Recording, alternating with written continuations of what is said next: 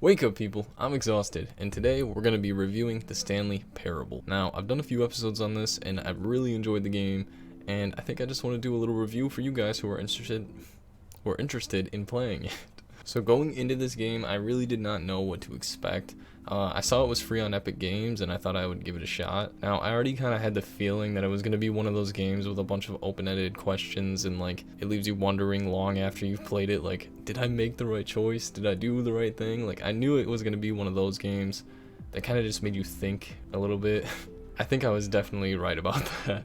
Even just loading the game up for the first time and like seeing that little computer over in the corner of the menu just follow your mouse movements, it just gave off that vibe that was like, whoa, this is gonna be really cool and mind-bending. So waking up in the office for the first time and hearing the narrator's voice kind of walk you through was a little bit like, it was calming at first, but as you keep playing, your brain is like, I think I want to, take my own paths, find my own story, because I think something's up here. That's at least the mindset I was in while playing this. It's just, he made the story feel so linear.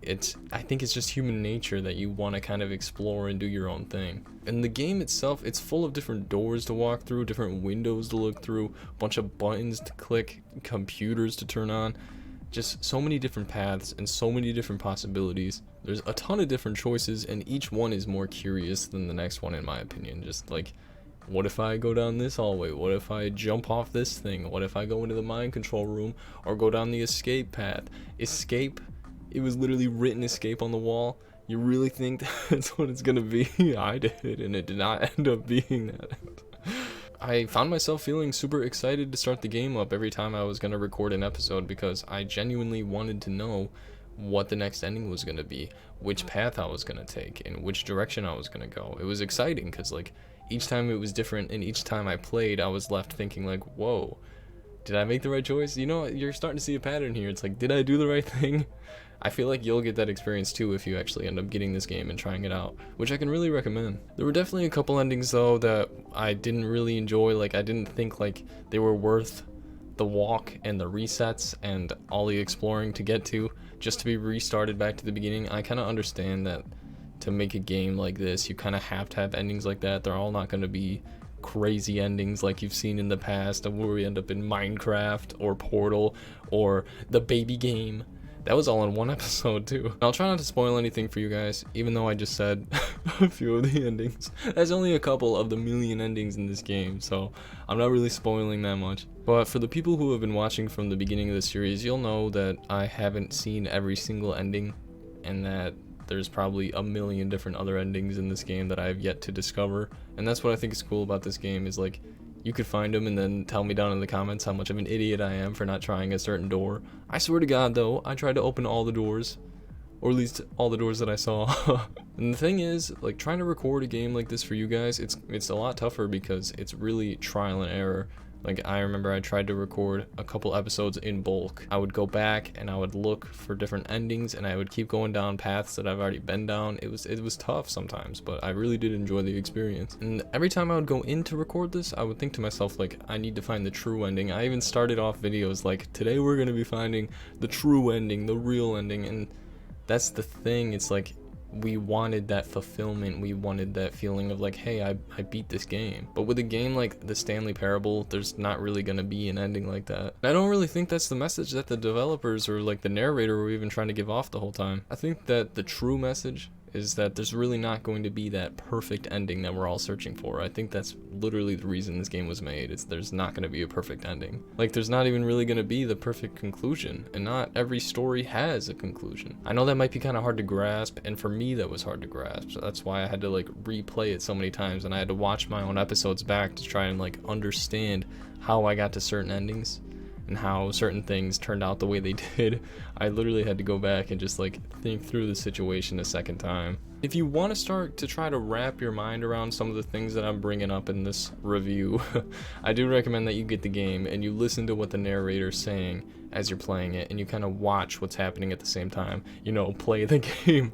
But yeah, just give it a try. You might really like it. You might just kind of form your own conclusions the way that I did. I think the message that this game is trying to give off is that we as gamers, I put quotations on it, but here on the Exhausted channel, we're all gamers. I don't know why I did the quotes again, but we're all gamers here. Look, and we need that linear story. We need that feeling of accomplishment, like we've beaten the game, like finding all the achievements, beating a game in its entirety, and just being able to say like, hey, I did it. I have that sense of closure. But like I said earlier, the Stanley Parable just breaks that stereotype in every way. You're not gonna get that if you play this game. I mean, you might in some senses, but not traditionally. I mean, there'd be times when I was playing this game where I was on the edge of my seat, like, hey, I'm about to get the real ending, but it would never arrive. That's part of the game. That's part of its, its charm, I guess. So if you're looking for a game that's gonna hold your hand and have a bunch of supporting characters and a hero, then the Stanley Parable just might not be for you. But if you're into playing a game where you have to create your own theories and form your own opinions and have a game that's gonna literally probably keep you up at night, if you're really serious about it, then you might want to give this game a go. I decided to stop making episodes on this game because, for this reason actually, I like that open-endedness, and I like the fact that my audience, you guys, get to make your own opinions and kind of think of things your own way, the way that I got to while playing it. It's much of an experience for you as it is for me. Oop.